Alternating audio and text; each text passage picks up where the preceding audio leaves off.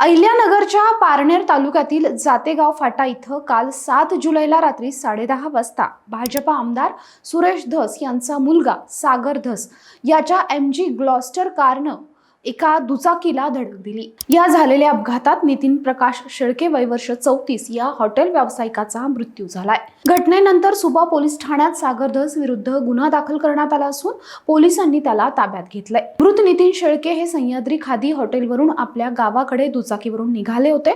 जातेगाव फाटा इथं महामार्गावर U-टर्न घेत असताना पुण्याकडे भरधाव वेगानं जाणाऱ्या MG ग्लॉस्टर कारनं सोमवारी रात्री 10:30च्या सुमारास त्याच्या दुचाकीला जोरदार धडक दिली।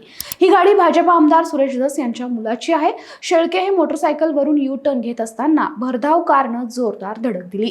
अपघातात गंभीर जखमी झालेले शेळके यांचा उपचारापूर्वीच मृत्यू झाला। मृत नितीन शेळके यांच्या कुटुंबावर आता दुःखाचा डोंगर कोसळलाय। अपघातात दुचाकीवर असलेले नितीन शेळके रस्त्यावर दूरवर फरफटत गेले। अपघातात गंभीर जखमी झाल्यानं स्थानिकांनी त्यांना तातडीनं सुपा इथल्या रुग्णालयात दाखल केलं, मात्र डॉक्टरांनी त्यांना मृत घोषित केलं।